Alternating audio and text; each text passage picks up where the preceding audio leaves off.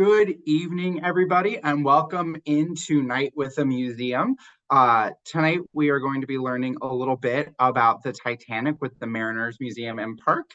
But before we do, and I introduce our wonderful speaker who's just popped up there, just a few of our friendly Zoom reminders. First, I'm Chris, your adult programmer. I always do this on a program at the end of the day. I just absolutely lose my ability to speak, but here we go. I am your adult programs coordinator at the library. I'm so happy to be spending this evening with you on another installment of our series. Don't forget, Night with the Museum happens on the third Tuesday of the month, only on Zoom from 7 to 8 p.m. We are on Zoom, so your cameras and microphones are off, but if you're having any technical difficulties, you're welcome to reach out to me using the Q&A box at the bottom of your screen.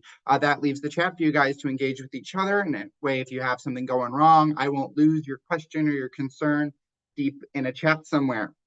That's also where you're going to want to put any questions you have for tonight's speaker. We will address all questions at the end of this evening's program, but make sure you're popping those in the Q&A as we go along so that you're remembering them, you don't forget them, and at the end go, what was I going to ask after the first 10 minutes of this program? Oh, goodness, because that's me. I'm that person I would forget.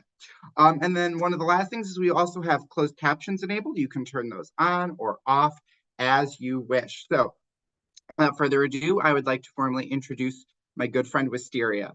Wisteria Perry is the Associate Curator of Community Engagement at the Mariners Museum and Park. She is enthusiastic about creating experiences and presenting programs in fun and engaging ways for various audiences. When not roaming the halls of the museum or buried deep within the museum's vast collection, one can find Wisteria cooking up tasty morsels, quilting, embroidering, planning her dream trip, or trying to keep up with her niece and nephew. Wisteria has been with the Mariners Museum and Park since 2009. Everyone give a warm virtual welcome to Wisteria. Thank you, Chris, so much for that. There's an image behind me here of the Mariners Museum and Park. We're in Newport News, Virginia. And at the Mariners Museum, we cover all things maritime. And this is a story, particularly around this time of year, that gets requested quite a bit. So I've got a lot of information that I'm going to be sharing with you about leading up to the sinking of the Titanic, some of the passengers on board, and I'll actually talk to you about what's going on with Titanic today. So let's just jump right in. When we think about travel in the early 1900s, most of that, especially if you're going across water, is going to be on these large passenger vessels. Now, of course, airplanes do come along at this time, but keep in mind they are in its infancy and they're not quite large enough to carry a vast number of people. So going across the Atlantic, you are going to be going by ship. Now, just like today, where we have lots of cruise lines and passenger vessels, there are all different kinds of companies that want to get their hands on your money. And in the early 1900s is the exact same thing. There were a variety of shipping companies, passenger cruise lines, but the two biggest of the time period are going to be Cunard and the White Star Line. And the best way to tell the difference between the two of them is if you wanted to get across the Atlantic quickly, the Cunard line is the way to go. But if you're wanting to travel across the Atlantic and the best that money can buy in the lap of luxury, then you're going to go to the White Star Line.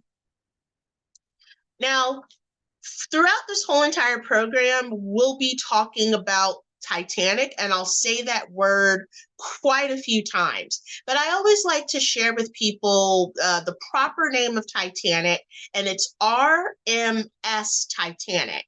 The R and the M stands for Royal Mail Ship. So any ship with designation at this time of RMS had the privilege of carrying the mail for the King and Queen of England. But that's a lot to say over and over again throughout this program, so I'm simply just going to say Titanic, but did want to share the proper name, Royal Mail Ship. Now, Titanic, along with a few other ships owned by the White Star Line, were built at Harland and Wolff in Ireland. And here's an image of Titanic sitting in its dry dock. You've got a picture below it of some of the laborers actually standing on the propeller. And then you have a picture of the Titanic's architect. You have Thomas Andrews. Now, Titanic in the early 1900s, particularly around 1910, was the largest man-made moving object on the face of the planet. Now, if we were to take the Eiffel Tower, measure it from its base all the way to the needle, we're looking at over 1,000 feet long. Now, the Titanic itself was 882 and a half feet long. That's about the size of almost 2 3/4 of a football field. So several football fields. You can take a look down here at the bottom. We've got a number of jumbo jets. It's just about over 4.5. And then the Wright brothers' first flight took them 120 feet. So the Titanic, 882 and a half feet long. Again, the largest man-made moving object on the planet in the early 19-teens. Now, I always get asked about what was the largest or what is the largest passenger vessel today in 2024. And that belongs to the Royal Caribbean's Icon of the Sea. And the Icon of the Sea is 1,198 feet long. So it is pretty massive compared to that of the Titanic. Now, the Titanic was owned by the White Star Line, and it had two sister ships. One was the Olympic, Titanic in the center, and you have Britannic. And when you think and look at these three words on the screen here, there's probably a few words that you could use to describe it. You've got gigantic, huge. We have kids who will say they all three have an ick at the end. So very massive ships here. And here's an image of the officers that were on board Titanic. The man with the circle around his head is the captain. This is Captain E.J. Smith. And he had been the captain for every maiden voyage of the White Star Line's fleet. And it was rumored that he was going to be retiring after the maiden voyage of Titanic. Now, Titanic was going to 4 locations. The first location here starts in Southampton, England. Then they would cross the English Channel into Cherbourg, France. Then they would move to Queenstown, Ireland, before setting sail across the Atlantic Ocean. Their 4th destination was New York City, United States of America. Now, here's an image of Titanic, April 10th, 1912, sitting in Southampton, England. So you are looking at 319 first-class passengers, 269 second-class passengers, 699 third-class passengers, and 918 crew members. And at this time, the crew was considered part of the third class. So the third class is going to be the largest onboard ship. And each class had their own gangplank into the ship. So where you see the first arrow is where the first class would enter, the second class just below them, and the third class is going to be right on the dock. And both the crew and passengers are coming from all over. They're coming from England, Finland, Norway, Italy, Germany, Russia, Haiti, Egypt, Mexico, Uruguay, Canada, United States, Spain, Cuba, Peru, Bolivia, China, Hong Kong, Argentina, Syria, Japan, Scotland, Ireland, and there's a few other countries that they're coming from. So as we tell this story, please keep in mind that Titanic is not just a maritime story. It's not just an American story. It's a world history story. But more importantly, it's a multicultural story because of its passengers and crew. Now, every passenger on board Titanic would have a boarding pass, just as you see on the screen, and everyone would get an inspection card. Now, most of the inspection cards are going to go to the third class, but there was some form of inspection going on board, and it differed based on the class that you were in. So, for instance, first class passengers, their inspection may consist of giving their name and home country, and they could go on board ship. Second class passengers, maybe their name, their home country, what port are they headed to.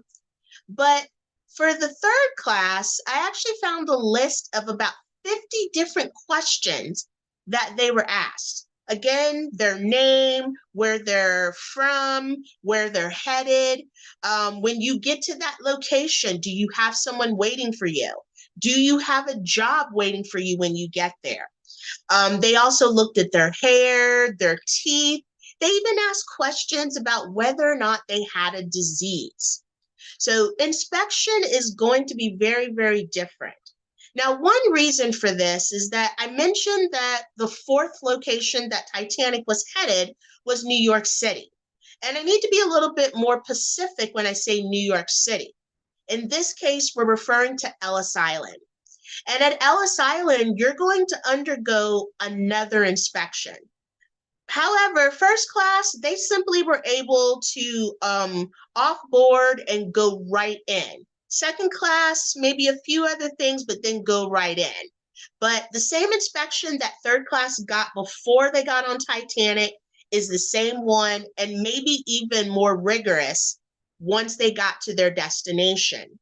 And one reason that the White Star Line would do their own inspection is that if someone got denied entry, say into the United States, they would be returned back to their home country on the dime of the shipping company. And in this case, the White Star Line would have to pay for them to return home.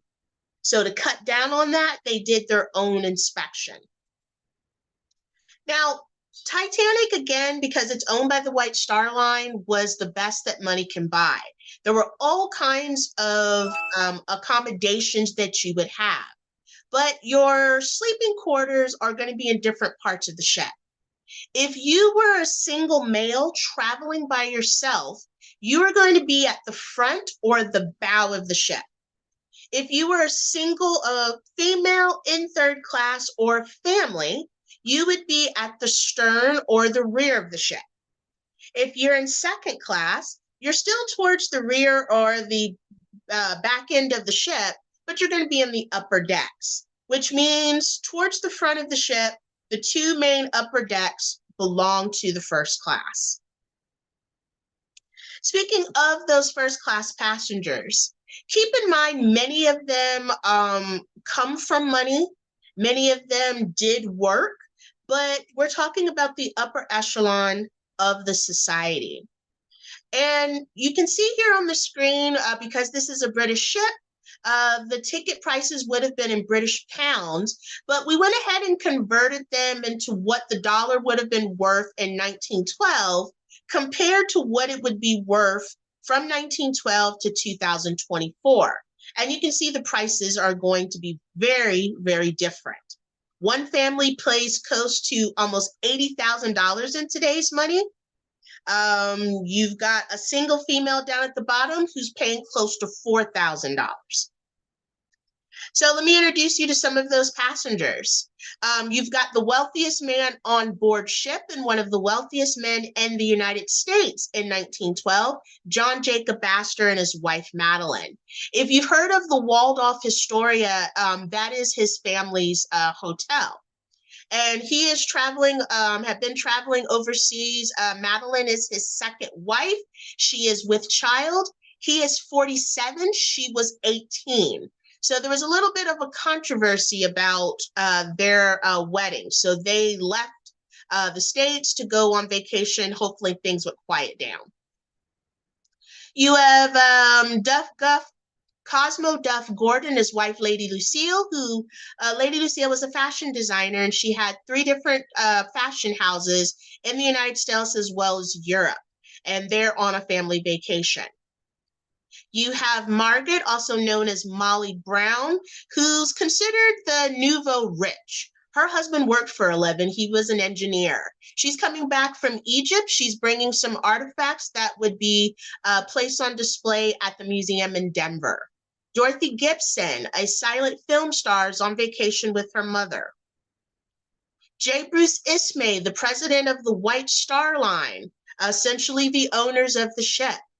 You have Thomas Andrews, who was the architect and designer. Both men wanted to be there for the maiden voyage. George Eleanor and Harry Widener are from Philadelphia. They had traveled to Europe. They're looking for particularly a French chef that they want to employ at the Ritz-Carlton.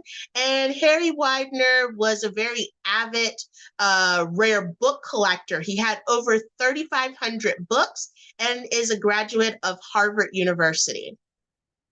Richard Norris William II was a tennis star, a rising tennis star at that. And as you see on the H on his chest, he was also a student at Harvard University. Daisy, Frederick, and Douglas Speeden. Douglas is the young boy in the center on a family vacation, and Douglas never went anywhere without his toy polar bear. The Hudson family, coming from the lumber industry, another family on vacation, Hudson and Bess, and their two children, Trevor and Lorraine. Isidore and Ida Strauss, also on vacation. Want to introduce you to the owners of Macy's department store in 1912. The Lyons family, Elizabeth and Mary, are Americans living overseas. They are returning to the United States to attend a graduation. Now, in first class, you again had the best that money could buy. You would have a 4-poster bed, silk damask on the walls. You even had a fireplace in your sitting room, your own promenade deck. But you had access to a sauna. You had access to a gymnasium. You had access to heated swimming pools and a squash tennis court. You have the beautiful staircase that you could ascend and descend each and every day and evening. There was also live music. So this is William Hartley and his band. It was an 8-piece orchestra that played aboard in first class. And when you were in first class, dinner was, again, a first-rate experience. So gentlemen, you are wearing your best tuxedos, ladies wearing your best ball gowns. And you can see by the menu here that it was a very long and tasty menu. And your dinner is going to last about 3 to 4 hours. You had everything from poached salmon, filet mignon, roast duckling. There was even roast squab, different side dishes. I'm particular about the dessert, so there was Waldorf pudding, peaches and chartreuse jelly, chocolate and vanilla eclairs, and French ice cream. And while you were dining, this is what you might have heard.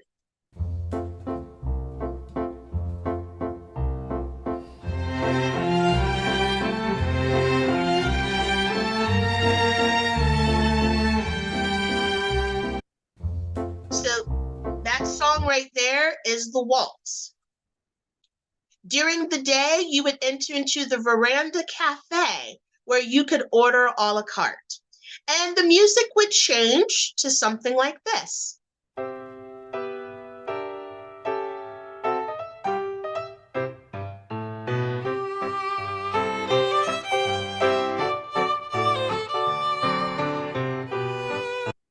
That song there is called Oh You Satin Doll.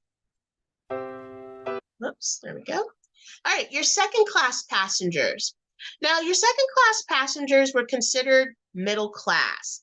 And we're talking about doctors, lawyers, small department store owners, police chiefs. And of course, teachers would be included. And again, here's the cost of passage for some of those passengers. So maybe a family of four, like the La Roche family, would pay close to about $6,000 in today's money.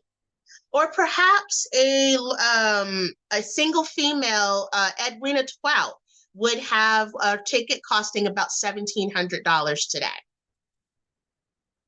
Lawrence Beasley was a professor at Oxford University. He was going through a little bit of a tragedy. It lost his wife in childbirth, but he also had some good news. His brother was getting married in the United States, and he's on his way to attend that wedding. Here is the La Roche family. Joseph La Roche is of Haitian descent. He was living in France since he was 15 years old. He was an engineer, and he had fell in love with his wife, Juliette, had two beautiful children, Simone and Louise, and Juliette is with child at the time of Titanic. But they're just having a little bit of discrimination in France, so Joseph decided that he wanted to take his family away and take them back to his homeland. They were actually on board another ship, but there was a coal strike going on. So rather than delay the maiden voyage of the Titanic, they moved all the coal and passengers over, and this is how they came upon the Titanic. Here's the Hart family. You have Benjamin, Ava in the center, and Esther. Now, Esther is not happy about being aboard Titanic. She had seen newspapers and people talking about it being practically unsinkable, and she had an absolute fear. And she's quoted as saying that it's a slap in the face of God to call anything practically unsinkable. And she was so fearful that during the day while her husband and daughter enjoyed everything Titanic had to offer, she would sleep. And in the evening, she stayed up knitting and sewing, always vigilant in case of emergency. You have the Navitile family. You have Michelle and Edmund Navitile, the two boys here at the top, and you have Michelle Navitile, their father. Now, Michelle is going through a divorce with his wife, Marcella, and it's his weekend to have the boys, so he decided that he was going to take his boys on a trip. He took them out of the country. They're headed out on Titanic. The wife does not know, and they're on board under another name. They're under the name of Hoffman. And in second class, here's the type of accommodations you would have. You would still have very nice bedrooms with bunk beds. You also had curtains for privacy. Here is the staircase. And here's your dining room. Dining room may not be as nice as the first class, but still fairly decent. And here's the menu. You had things like baked haddock, curried chicken and rice, spring lamb, turkey, two different types of potatoes, and instead of French ice cream, you had American. Nuts, fresh fruit, cheese, biscuits, and coffee. And there was a different type of music that the middle class was listening to. And it sounded like this.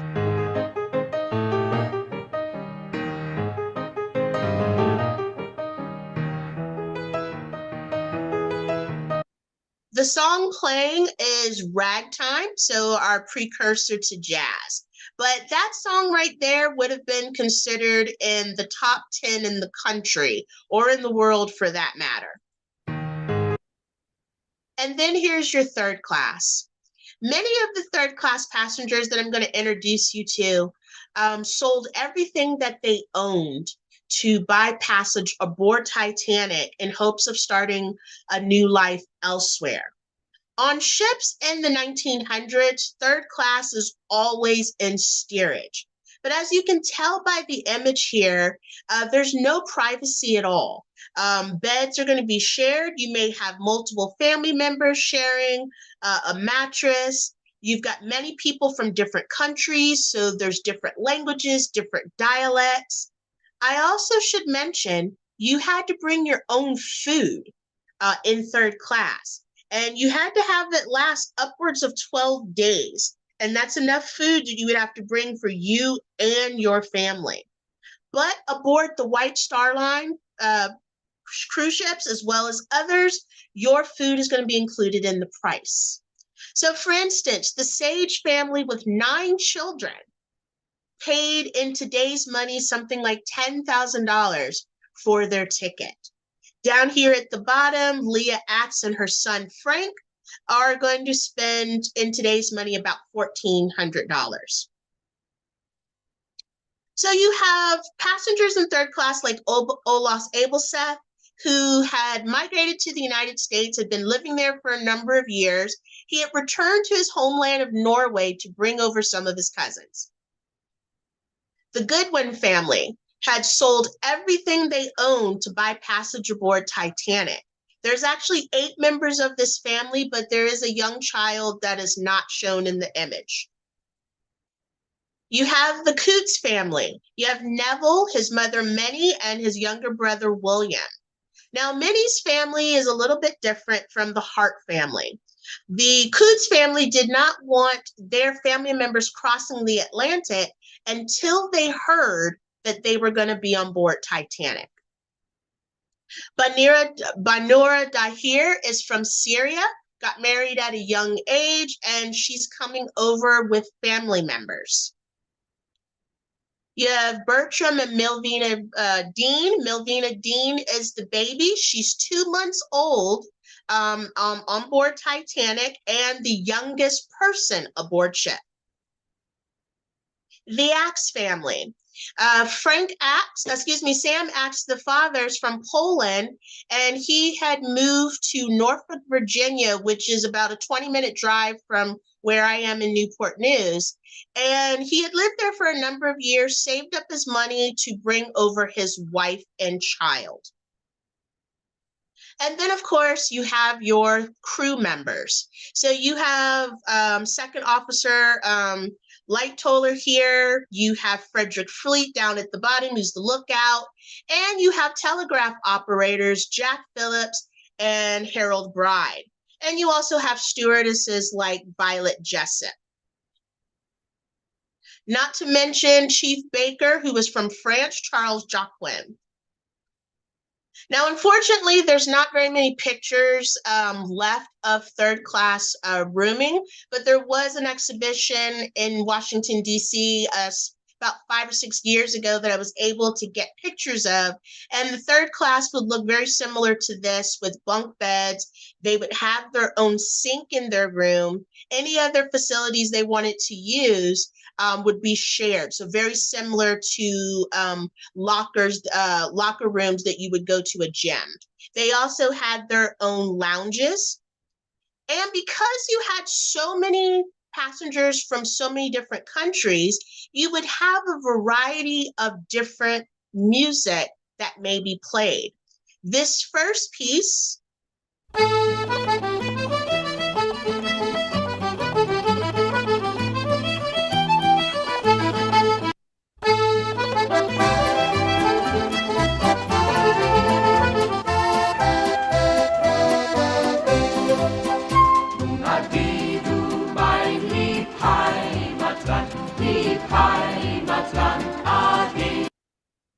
So the first piece that was playing is from Ireland. The second piece is from Germany. And here's one other country.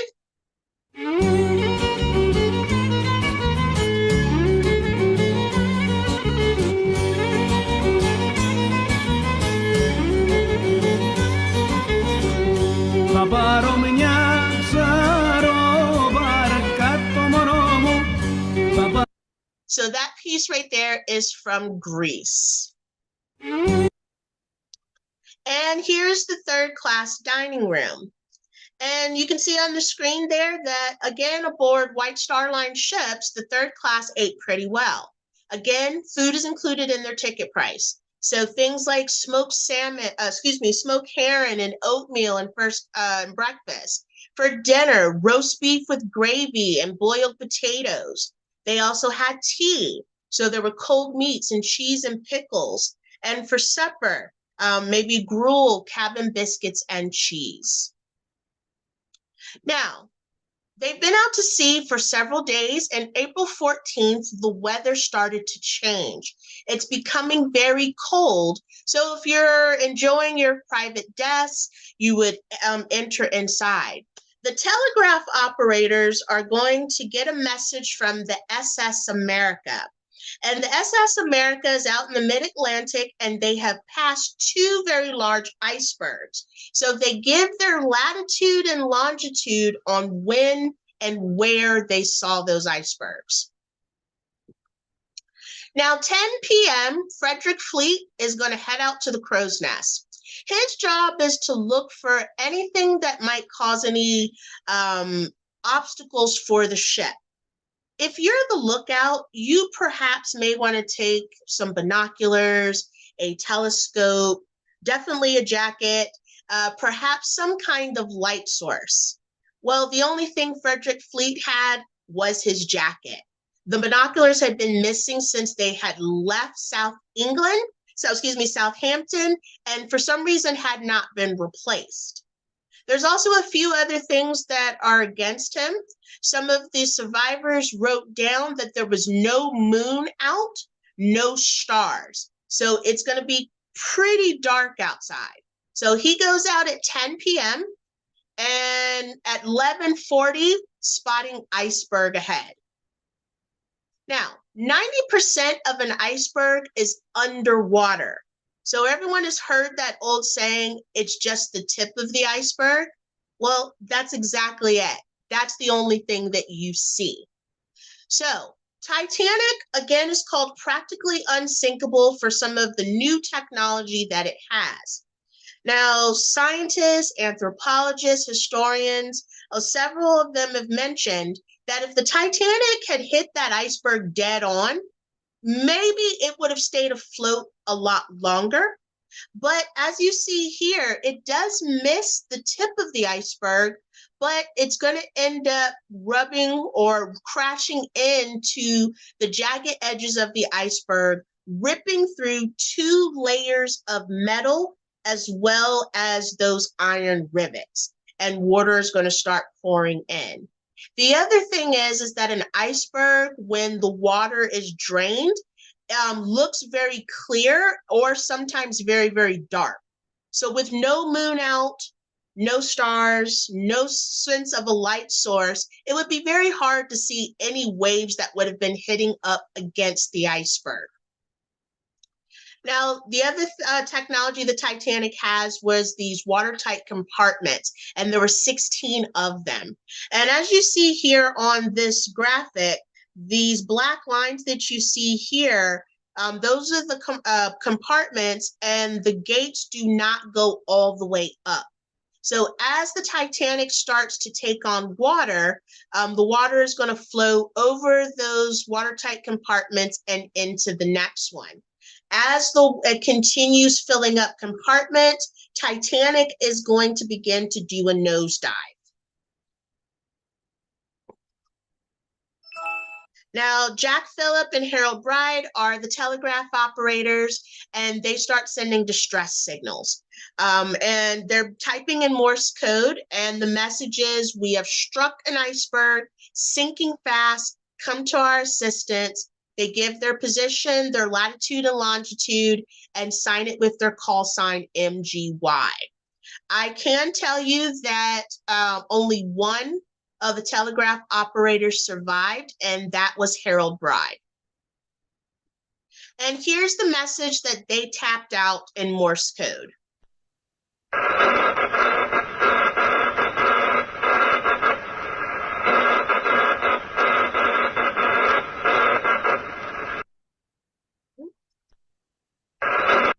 So here is the location of Titanic, and you can see that they're not that far off the coast of Newfoundland, Halifax, and New York City. There are several ships that are getting these messages. The ship that is the closest to them is the California. And the California, one of the officers mentioned is saying that they saw a light in the distance, and then they saw it no more. But it is the RMS Carpathia that is going to make a break to try to get to the last known coordinates of Titanic. And they're about 4 hours away. Now, keep in mind, 319 first class, 269 second, 699 third class passengers, 918 crew members. That makes a total of 2,205 passengers. Now, you can imagine that everybody is shaken up. There's confusion going on. The officers are getting people into their life vests and start getting them into the lifeboats. And this is an image of a life jacket that we have from 1912 on display at the Mariners Museum, very similar to what they were wearing on board Titanic. Now, everyone knows, whether you've watched any kind of movie or not, that the band did play as the Titanic is sinking. But there is controversy to exactly what they were playing when the ship went down. Some survivors say that they were playing Nearer My God to Thee. But Harold Bride, who is the telegraph operator who survived, he's in a lifeboat. He is trained to pick up sounds from a distance. And he said that's not the song they were playing. And he swears to this in the court documents. This is the song that he said they were playing. It's called Ode to Summer.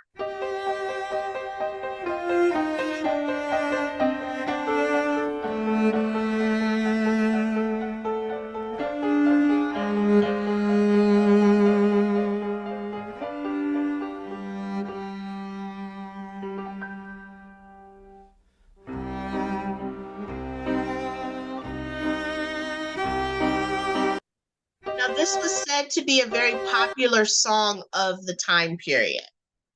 Now, the lifeboats on board Titanic would only hold 1,178 people. In 2024, we all know that that is not enough lifeboats for every living soul that is on board a ship. But in 1912, Titanic had more lifeboats on board than she was required to have by law. The laws had not changed in over 50 years at that time. The lifeboats that they had were a combination of collapsible, which means kind of canvas sides, so they can be stacked, and also wooden vessels. Now, the officers on board, again, there's confusion everywhere. So officers on one side of the ship said women and children first. And then if there are no women and children waiting, then the men could get into a lifeboat. The other side of the ship said women and children only.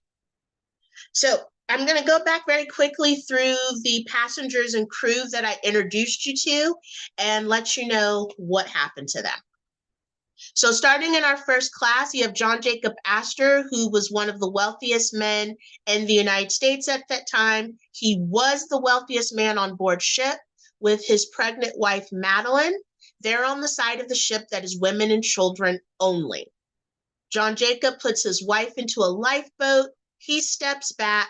His body is recovered after the sinking, and he had about $3,000 in his pocket. You have Cosmo Duff Gordon and his wife, Lady Lucille, who was a fashion designer. They were in one of the first lifeboats leaving Titanic, and those first lifeboats were not filled to capacity. I believe the boat that they were in had less than 20 people in it. You have Margaret Molly Brown and Dorothy Gibson. Dorothy Gibson was a silent film star who actually starred in the very first Titanic movie 1 month after the sinking. And she was wearing the exact same dress that she survived the wreck in. And Molly Brown does survive the sinking of the Titanic. She later goes on to get the nickname of the unsinkable Molly Brown because several years after Titanic, she's on board another passenger ship that ran into the same issues as Titanic, and she survived that as well. J. Bruce Ismay, the president of the White Star Line, helps many women and children get into a lifeboat, and when there were no more, he climbed into one himself. Thomas Andrews goes down with the ship. J. Bruce Ismay is going to be held very responsible and held in humiliation for a number of years because people believe that he should have gone down with his ship just as the captain and the architect did. George, Eleanor, and Harry Widener. Eleanor is going to have double tragedy as she loses both her husband and son to the sinking. Her son, Harry, a graduate of Harvard University, had that very large, rare book collection. As a memorial to his memory, she donates those books to Harvard University, and Harvard actually named their library after him, the Harry Elkins Widener Memorial. And this is the memorial marker that is on that library today. You have Richard Norris William II, who was also a student of Harvard. He was also a rising tennis star. He's one of the many people who had jumped into the water. And when he was rescued, hypothermia had set in. The doctors wanted to amputate his legs. He refused. Physical therapy, and he is right back on the tennis courts. He went on to win a number of awards and medals and cups at Wimbledon and the United States Cup. He even won a gold medal at the Olympics in 1924. And there's an image of him at Wimbledon. Daisy Frederick and Douglas Speeden. Douglas here in the center, never went anywhere without his polar bear. The whole entire family gets into a lifeboat, and you can imagine that he's pretty traumatized. His mother was an author, so she wrote a children's story about the Titanic from the polar bear's point of view. It's called Polar the Titanic Bear. You can find this book in many libraries as well as on Amazon. You have the Allison family, Hudson and Bess, Trevor and Lorraine.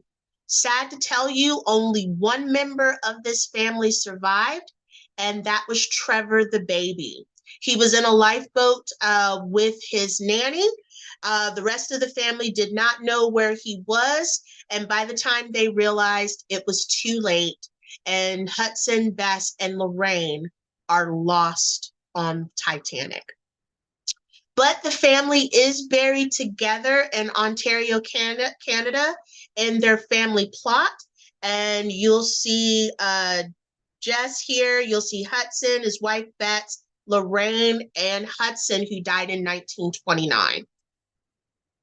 Isidore and Ida Strauss were the owners of Macy's department store in 1912. They were given plenty of chances to get into a lifeboat. Isidore refused until he was sure that all women and children were in a lifeboat. Ida refused to leave without him. If you've seen James Cameron's Titanic, they are the older couple with their arms around each other laying in bed. The Lyons family, Elizabeth and Mary, headed to the United States for a graduation, do survive the sinking of Titanic. Mary actually writes letters aboard their rescue ship to friends, letting them know how they're doing. And those letters are currently in the collection at the Mariners Museum. You can actually go to our collection and read the translation. Second-class passengers. Lawrence Beasley is our professor who survives the sinking of Titanic. He actually writes about his experiences, and scholars say it's one of the more complete and accurate stories from one of the survivors. The La Roche family are on the side of the ship that is women and children only. So Joseph puts his wife and two daughters and his unborn son into a lifeboat. He tells them in French that he is going to be getting on the next lifeboat. And Joseph Larcher is lost aboard Titanic. His family lives in destitute for a number of years until the court cases are settled. Juliet gives birth to a son who she names after his father. Benjamin, Ava, and Esther Hart are on board. Benjamin is going to be lost in the sinking, and unfortunate for Esther, her worst fear came true. Michelle and Edmund Navratil, with their father Michelle, are on board Titanic under an assumed name of Hoffman. The boys are put into the very last lifeboat leaving Titanic. The father goes down with the ship.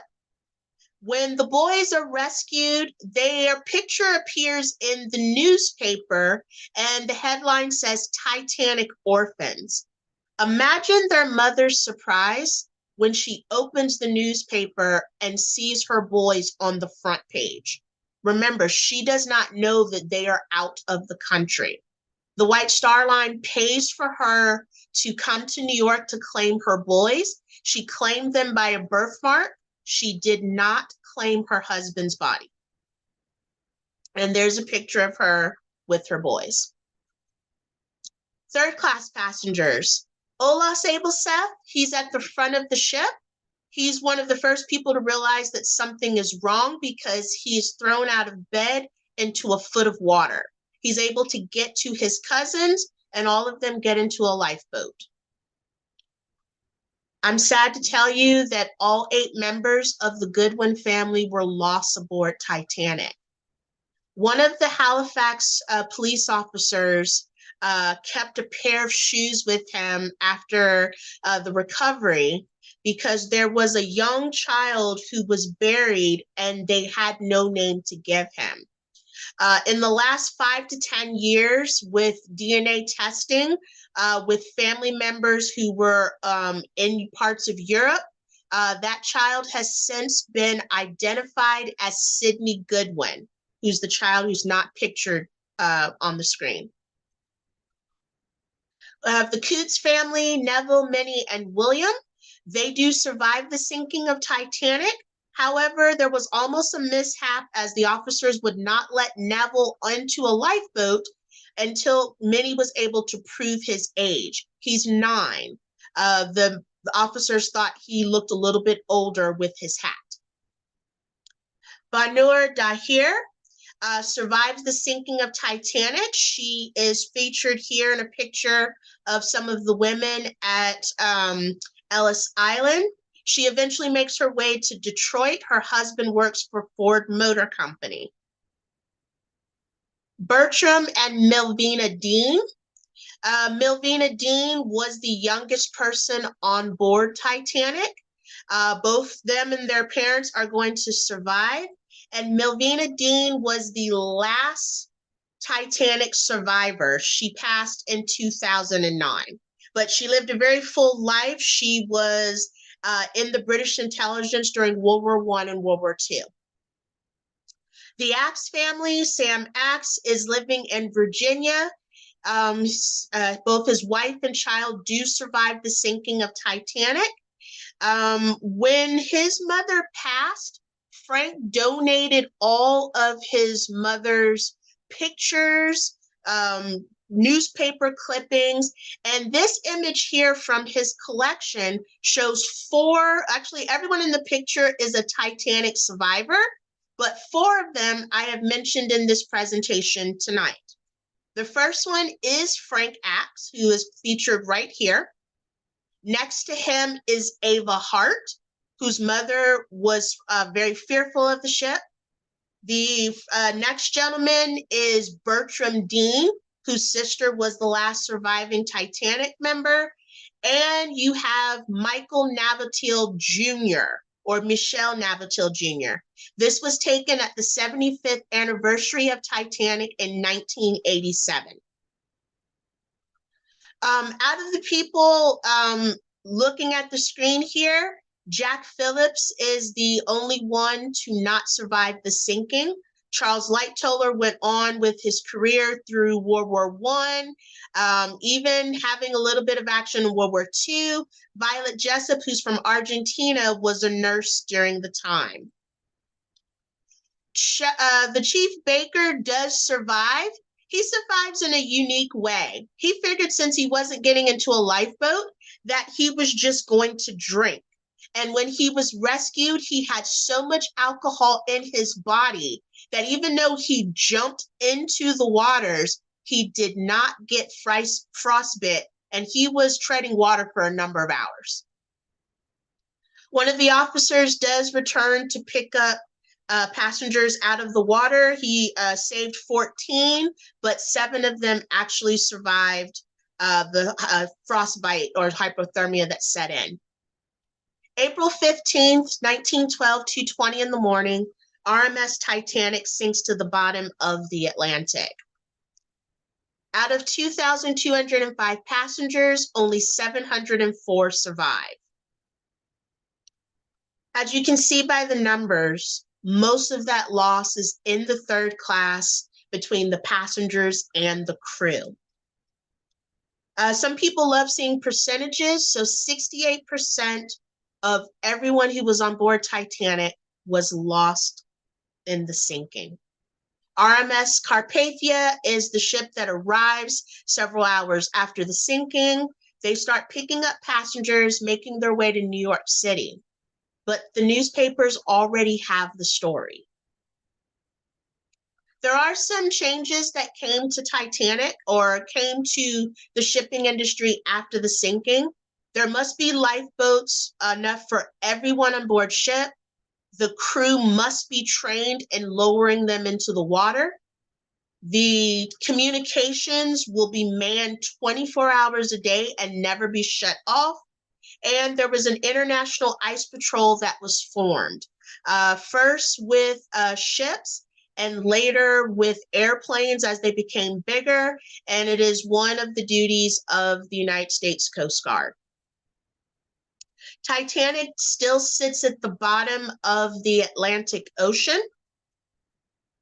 Again, as you can see here, it's not that far off the eastern seaboard of the United States. Satellite images, we know that it broke into 2 and that the 2 pieces are about 1 mile to 1.5 miles apart from each other. And 100 and plus years later, we are still talking about the Titanic. Its legacy lives on. It lives on in a number of movies. There's several different movies about Titanic, A Night to Remember. There's a more modern movie called Titanic 2. I even found horror movies that use the Titanic as a backdrop. People may remember the Costa Concordia in 2012. There is I guess he's a billionaire that wants to build his own Titanic and to complete the journey. It was supposed to sail in 2012. He is far behind, but the latest I saw was 2025-26. There are some places in parts of Asia that are building their own museums in the shape of the Titanic. Filmmakers like James Cameron are making documentaries about some of the passengers. This one is about 6 laborers who were from Hong Kong who survived well, 5 of them survived the sinking, but were shunned in their home countries for surviving the sinking. Everyone will remember the tragedy with Ocean Gate Expedition, but there are other organizations that are making dives down to the wreck site, including RMS Titanic Incorporated. They're going to be going down next month with new camera technology. They want to take new images of the Titanic's condition, because many scholars say that the Titanic could be gone by 2030, 2035, just because of her deterioration. And I'm going to stop right there. We'll come back to this in just a moment, but wanted to turn things over to Chris. Wisteria, there we go. Thank you so much. Another absolutely fascinating and wonderful presentation. You had a couple of questions. Guys, if you have questions, throw those in the Q&A and we can start going through those. You did have a couple questions come in the chat during the program. The Sure. first one is, how did the name come about for the Titanic? How did we name it? So there's not any really one name for the Titanic, but from what I read, the White Star Line, J. Bruce Ismay wanted something that would stand out to people, and since this was the largest thing that was man-made, Titanic just kind of fit with that name. Now, also, if you go back in history, the Titans were very large deities in Greek mythology, so that may have something to do with it, but mostly something that invoked gigantic and large. Mhm. Um, was there a fire on board the Titanic before it was hit by the iceberg? So again, reading some of the documentary from some people, there was a fire in one of the funnels, but not really sure yet, still of exactly what caused that. One of the funnels actually took in the smoke from the galley, the kitchen area. So it could have been something to that effect. But I haven't come across exactly yet what caused that fire. Is there a way that this far after, and especially with it being at the bottom of the ocean, that we can actually figure out how that fire started? That is a very good question. And I don't have an answer to that, but we have a local NOAA office. So let's see if I can make sure I get this acronym right. National Atmospheric and Oceanic Administration. Right next to us that are going to probably be part of the dives that are going down there. And so when they get back, I will ask and see. I may try to see if I can ask them before they go. But I'll see what I can find out, and I can let Chris know, and he can let you all know. First, before I go back to questions, you were just getting a litany of thank yous and what a wonderful presentation. They said this is the best presentation I've ever seen on the Titanic. Y'all, Wisteria is, I've worked with Wisteria one other time. And I believe after that, I referred to her as an expert on the Titanic. And I think she went, no, I'm not. I hold true to that. Anyway, back to Thank questions. you all. I understand that JP Morgan was scheduled to travel on the Titanic, but changed his mind at the last minute. Is this correct? And that is correct. And right now it's escaping me for the exact reason as to why. Part of me wants to say that it was due to illness because he wasn't traveling by himself. But it also may have been a last minute business thing. But 100%, he was supposed to be on board and was not.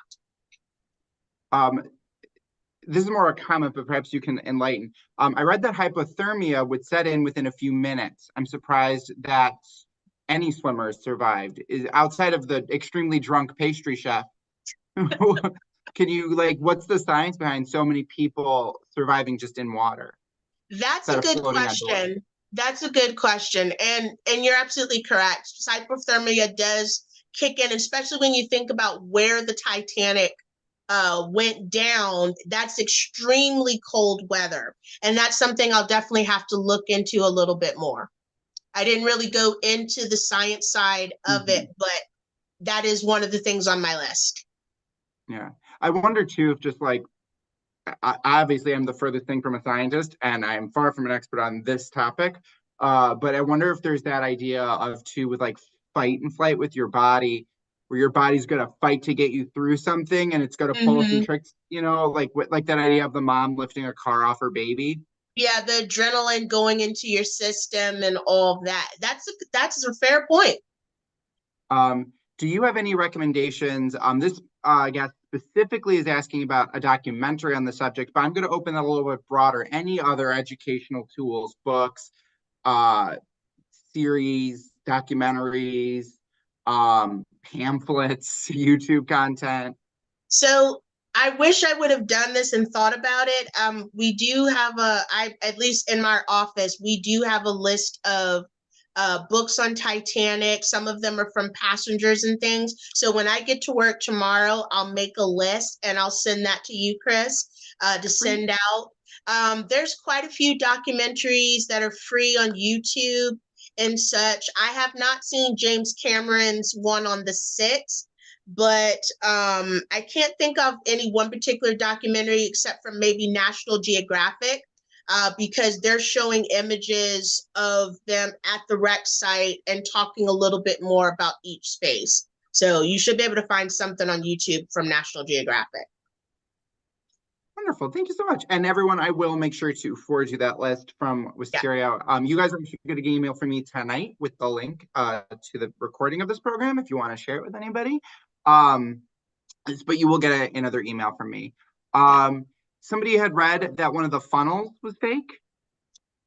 Was not fake. It just was not connected the same way as the other three. And that funnel that I mentioned about the kitchen, that's the one that people refer to as the fake one, but it was a functioning funnel. It just wasn't attached to the engine area like the other three. That one was specific for the galley. Wonderful.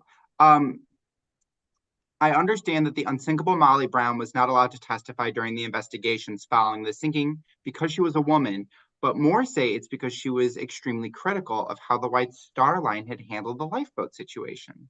Yes.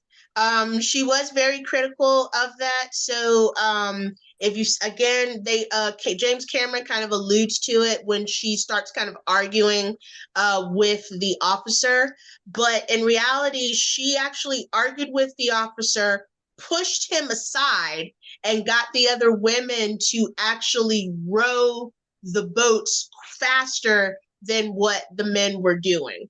So yes, they did not like that at all. So no, but she, even though she couldn't testify in court, she did tell her story, and even though she was critical of the White Star Line, she did give props to those officers that did survive. Kind of just doing my own side tangent, jumping off that question. I never really thought about until you'd mentioned they hadn't updated the law in 50 years and they actually put more lifeboats than were needed. What do you know? This is a little off topic of Titanic specifically, but what was the thought process behind not letting there be enough lifeboats for the amount of people you would put on a ship? So in the case of Titanic, again, as I said, they had more lifeboats than required. They didn't want to put any more because, unfortunately, it was going to disturb the beautiful scenery that the first class passengers would be able to see. Because if they put all of those lifeboats up there, they're just looking at lifeboats and not at the scenery of the ocean. Gotcha. And even in James Cameron's movie, J. Bruce Ismay literally does, well, not J. Bruce Ismay, I think Thomas Andrews literally says that it took away from the ambiance, and that was against what he had suggested. Gotcha. Were most of the bodies recovered from the sinking? Not all of them. There was a good number. Some of them were identified by relatives that either survived the sinking or were coming over. Others were just buried in mass graves, and then there's a large number that were never recovered. Again, because of where Titanic is sitting, there's a number of ocean currents that flow right over the top of it, which is one reason why it's deteriorating at the rate that it's in. So those bodies could have been anywhere. I've also heard theories that, especially those inside the ship, could have imploded because of just the pressure from the water. So there's a lot of answers, but the one that that I keep coming back across is just the ocean currents. But again, that's something that people are still trying to figure out. Yeah. Can you comment on. I'm going to refer to this as an alternate theory, Okay. that it wasn't, in fact, the Titanic that sunk, but the Olympia. I know I've heard Yeah, this theory before, but I wonder if you have any, as someone who studies this and is in a part of a maritime museum, what can you add to that? I've heard that rumor and I've read that rumor as well, but again, from the finding of the resting place, them going down there, it's pretty accurate that it was the Titanic and not the Olympic that went down. And again, that's just from all the evidence from scientists and everybody that's gone down there. They are very sure that that is the Titanic and not the Olympic. Is there a reason, just for anyone who like I've just like I've leadingly heard the rumor, and for Mm-hmm. anyone who isn't aware of the rumor and this is the first time that you've been hearing this, why would that be? How do I word this question? I Why know would exactly what you're saying, what's and the motive honestly, behind doing that kind of a thing? What's the goal? I really don't know. That's a very good question. I'm not sure what that would have been. I mean, all both ships were owned by the White Star Line, so it wasn't like they were trying to hide the fact that it was them. But that's a Mhm. very good question. I'm gonna have to do a little bit more research to find that out. What was it? My mom and dad every now and then will hear an interesting like alt theory or conspiracy theory, and they'll tell me Mm-hmm. about it. And that's usually my go-to. I'm gonna put a little bit of a pin in this. Tell me why that would happen. Yeah. And they kind of find other ways to not answer my question, but to just show more evidence of their point. I'm like, well, hold on. Um, anyway, before I go off on a tangent, Yeah. who actually owns any of the cargo or parts of the Titanic, the White Star Line or the insurance company? So the White Star Line is the owner of parts of the Titanic. But the White Star Line today technically does not exist. So things like that, the RMS Titanic Incorporated owns some of it as well as parts of the Cunard line because they kind of get absorbed over time Mm-hmm. into them as well. So there's a couple of entities, most of them in Europe, that actually own those artifacts. But those artifacts are spread to several Titanic related museums. So a lot of them are in England. I know there's some at the Titanic Museum in Ireland. We have a few pieces that were donated through time from people or they were purchased with the provenance. And I can't speak for the Titanic Museum in Tennessee, but I'm going to assume that that also has their provenance and with people over time. Wonderful. So I'm going to take this one last guest question. I have a very quick question for you because I know, don't worry, guys, this the extra video that Wisteria has is only 30 seconds. I want to make sure I'm respectful of her time and, of course, all of your time. We have gone a little bit over, but we're all learning and having fun. So I'm gonna This one last guest question is why did they ignore numerous radio warnings received throughout the day alerting them to icebergs? Mm-hmm. So the telegraph operators on board Titanic, the Harold Bride and Jack Phillips, do not work for the White Star Line. They actually worked for Marconi. Marconi owned the telegraph. So their job on board ship was to send messages for the passengers. But some of the other ships that are picking up these messages, they're doing the exact same thing and they're getting constant messages between ships sending things and passengers. And they got to a point where they were just really frustrated. And one of the telegraph operators is quoted as literally saying, "Shut up." Those were his words. And at some point in time, for whatever reason, they shut it off. And probably just to keep up with those messages. We know at one point somebody wanted to sleep. And so it was turned off, and it just happened at the moment that all of these, the Titanic had hit the iceberg and things. And the California is going to be held in all kinds of trouble, the captain, the telegraph operators, and everything. So. All right, so here's my one last question, and Sure. it goes to a point that you had kind of said earlier, about, it's been so long since this happened. We're well over 100 years since Yes. the Titanic sunk, and we are still talking about it. People are still making B-level horror movies about it. Yes. We're having this lecture tonight about it. What is it about this that's captured our attention to this part of history for over 100 years? I wish I knew. My mother, when she found out I was going to be teaching quite a few Titanic or presenting Titanic programs, just lost her mind. And I think it's just everything with just the nature of the ship. You look at the different people that were on board, and there's some fascinating stories. That's just a few. It's just something. And then unfortunately, we have shipwrecks that keep getting compared to the Titanic. I mean, there's the music, there's the food, there's just, all these stories. And I think everybody will have something different as to why, now I will say on the other end of that, there are people who will literally say it hit an iceberg and it sank. That's it. That's how they feel about it. So. Wonderful. Well, Wisteria, thank you so much for sharing your knowledge and your time this evening, and You're thank all of welcome. you at home. Before we wrap this thing up, Wisteria, do you want to share your screen one more time? Absolutely. So I've got a video that I want to show you, and it's a little 30-second video. It's by a website called Angry Aliens. And I know that we took, quite a bit of time to do Titanic, but if you want the 30-second version, here you go.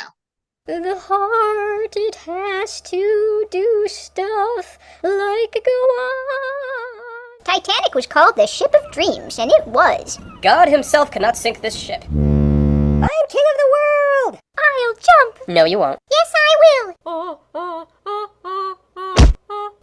Iceberg, right ahead. This ship can't sink. I assure you, she can. I have a child. I won't let go, Jack.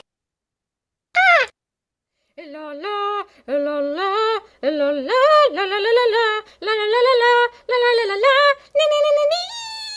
Wow!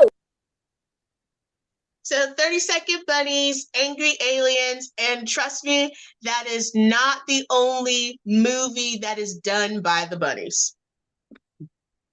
Wisteria, thank you so much for kind of ending what is a little bit of a heavier topic on a more lighthearted note. And again, thank you all so much for joining us. You'll get an email from me this evening with a link to the recording of this program, as well as a little bit more importantly, on my side of this screen, the link to register for next month's Night with the Museum. If you haven't already, we actually announced that museum a little bit late, just because it took a while to confirm, but on May 21st, from 7 to 8 p.m. on Zoom, we'll be having the Hemingway House and Museum speak. We're very excited, and I know they're going to kind of do a little video through part of the house as well. So that's going to be a really good one. So make sure you sign up for that as well. And Wisteria, one more time, one last big thank you from the Schaumburg Library and from all of us at the library. We hope you guys have a wonderful rest of your evening, and we'll see you